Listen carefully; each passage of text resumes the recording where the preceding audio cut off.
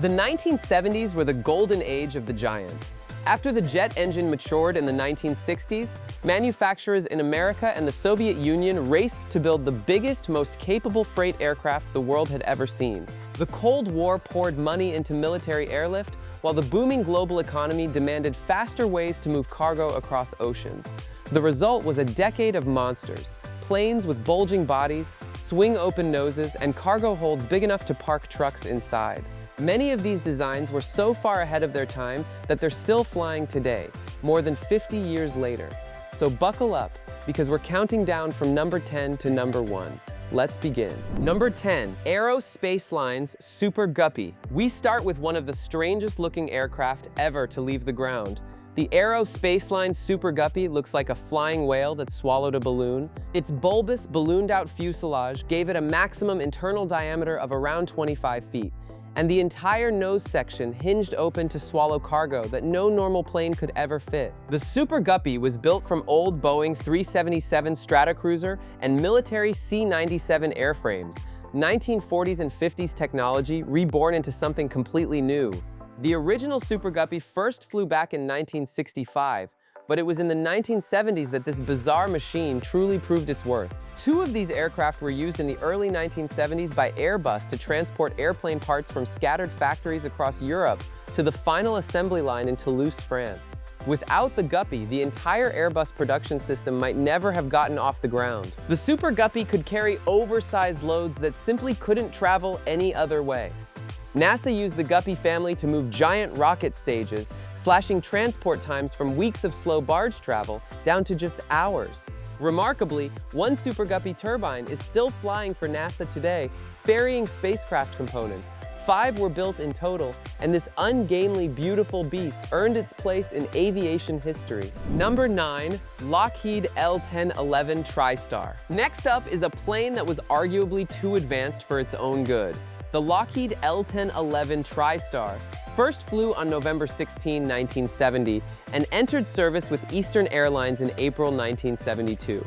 It was a wide-body trijet, and technologically, it was years ahead of everything around it. The TriStar featured an automatic landing system certified for the worst possible conditions, allowing it to land in near zero visibility. It even used a partial fly-by-wire control system years before Airbus made that concept famous. Pilots loved it, describing it as stable, smooth, and quiet. So why is it on a list of cargo planes? Here's the twist. The TriStar was a commercial disaster for Lockheed. Only 250 were ever built, and it was the first of the 1970s wide-bodies to disappear from service. But unlike its rivals, Lockheed never developed a dedicated freighter version, and almost no cargo conversions were ever offered. While its competitor went on to a long second life hauling freight, the brilliant TriStar largely faded away. It's a haunting reminder that in aviation, being the most advanced isn't always enough to survive, and the cargo world is often where airliners go to live out their final decades. Number 8, Antonov An-22 Ante. Now we cross over to the Soviet Union for a true monster, the Antonov An-22 Ante, given the NATO codename Cock, holds a record that still stands today. It is the largest turboprop-powered aircraft ever built. While it first flew in 1965, production continued right through the early 1970s, with the final aircraft delivered in 1975. 68 were built in total. The An-22 was powered by enormous engines turning distinctive contra-rotating propellers, giving it the brute strength to haul tanks, missiles, and heavy machinery across the vast Soviet Empire. What made it shocking wasn't just its size, it was where it could land. The An-22 rode on rugged landing gear with 12 wheels, allowing it to take off and land from rough, unpaved, and short airstrips in the most remote corners of the country. Its rear cargo doors could even be opened in flight to airdrop paratroopers and equipment. The forward fuselage was pressurized for crew and passengers, while the massive cargo hold stayed only lightly pressurized to save weight. The An-22 set numerous world records for payload and proved the Soviets could build airlifters to rival anything in the West. A handful remarkably remained airworthy for decades after. Number 7, McDonnell Douglas DC-10. The McDonnell Douglas DC-10 made its first flight on August 29, 1970, and entered airline service in August 1971. Born from American Airlines' request for something larger than existing jets but smaller than the giant 747, the DC-10 became one of the defining shapes of 1970s skies, a wide-body tri-jet with that unmistakable engine mounted in the tail. The DC-10 had a rocky start with some well-publicized early troubles, and its reputation took a hit. But here's what makes it remarkable. The DC-10 proved astonishingly durable and adaptable. While its rival, the TriStar, faded, the DC-10 went on to have a long and successful second career as a cargo workhorse. A dedicated freighter, the DC-1030F, eventually entered production, launched in 1984 with an order from FedEx. The express carrier built much of its early empire on these aircraft. The military version, designated the KC-10 Extender, served the United States Air Force as an aerial refueling tanker for decades. Many DC-10s flew on for years as freighters long after passenger service ended. It's the perfect example of a 1970s design that refused to die, endlessly converted, modified, and reborn to keep earning its keep in the skies. Number 6. Boeing 747-200F. You can't talk about 1970s cargo aviation without the jumbo jet. The Boeing 747 entered commercial service in January 1970 with Pan American World Airways, flying the New York to London route, and it changed the scale of aviation overnight. It could carry more than 350 passengers, far more than the jets before it. But Boeing had cargo in mind from the very beginning. In fact, the 747 sprang partly from plans for a massive military transport jet that Boeing didn't win. That's why the aircraft has its famous hump. The cockpit was raised above the main deck specifically so the nose could hinge open for straight-in cargo loading. The dedicated freighter, the Boeing 747-200 Fish, first entered service in 1972 with Lufthansa. The F stood for freight, and this jet was built to haul heavy, bulky cargo over long distances. Versions of the 747-200 Fish could carry a payload of well over 100 metric tons, with a range stretching thousands of miles. As the 747's lead designer, the late Joe Sutter, once explained, one of the key decisions was to make it a good freighter as well as a good passenger plane. That decision proved visionary. The very last 747 ever built, delivered in 2023, was a freighter. Number 5. Boeing 747-200C Convertible and Combi. Staying with the jumbo for a moment, because the 747 family in the 1970s was so versatile, it deserves a second entry, this time for its shape-shifting variants. The 747-200 wasn't just a passenger plane or just a freighter. Boeing produced it in multiple configurations: the passenger 200B, the convertible 200C, and the combi 200M.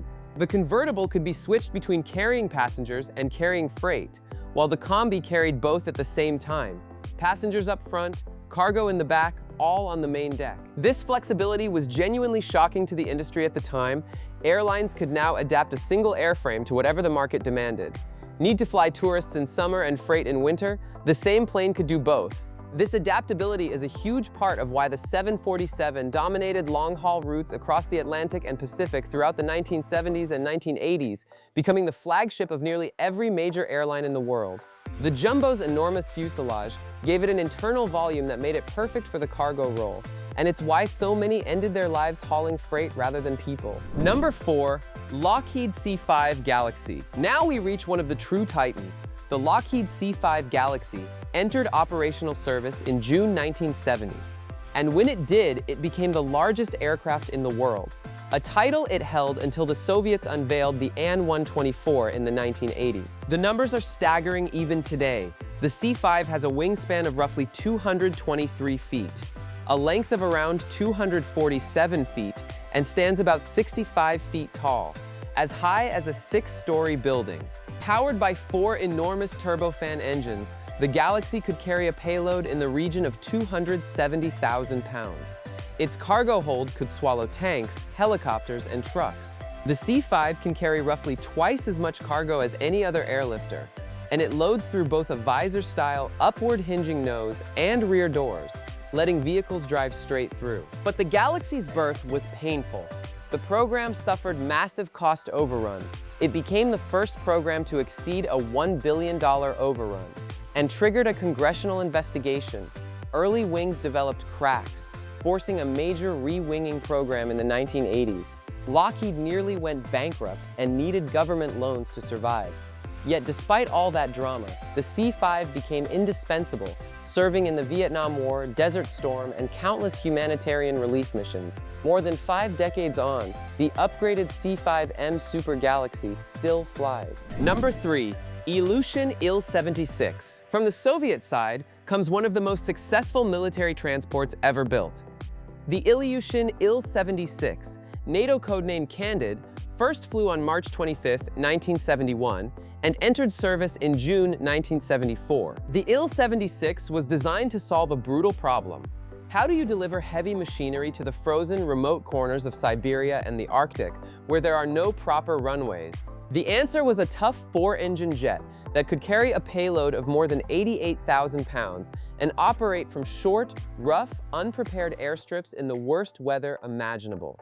Its high-mounted wing, T-tail, and rugged landing gear with 20 wheels made this possible. It had features no Western airliner had, including 2 cranes running on overhead tracks inside the hold and a rear ramp that doubled as a hoist.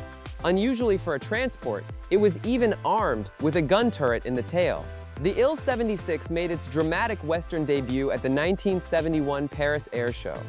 It went on to fly more than 14,000 missions during the Soviet-Afghan War, proving incredibly durable against missile and machine gun fire. Nearly 1,000 have been built, and it remains in service today across Russia, China, India, and beyond, one of the most enduring designs of the entire decade. Number 2. Boeing 747 SP. Our number 2 is a 747 unlike any other, the one they made shorter.